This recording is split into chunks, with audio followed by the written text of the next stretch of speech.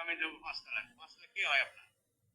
দশ ব্যাপার দশ কে হয়তো ভাই লাগে, তুমি আপনার চিনে না যে আপনার ভাই লাগে, এতদিন করে দেখলাম না, খাতা ডাঙ্গি করে, খাতা ডাঙ্গি করে ছেড়ে দিই।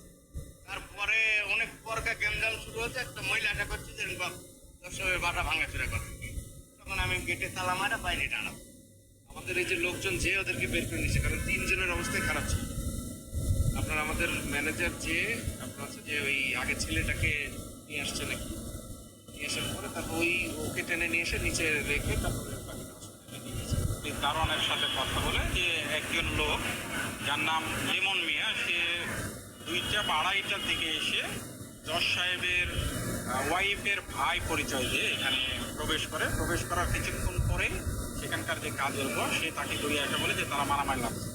এমন অবস্থায় সে এখানে তালা দিয়ে বাইরে যায় টানা। এরপরে কিছুক্ষণ পরে সে লোকজনকে ডাকলে এসে তাদের উপর থেকে আহত অবস্থায় চিকিৎসার জন্য নিয়ে যায়। এখানে লিমন মিয়া সে নিজেও আহত অবস্থায় আছে, জজ সাহেবের ওয়াইফ আহত আছে, আর জজ সাহেবের ছেলে মারা গিয়েছে।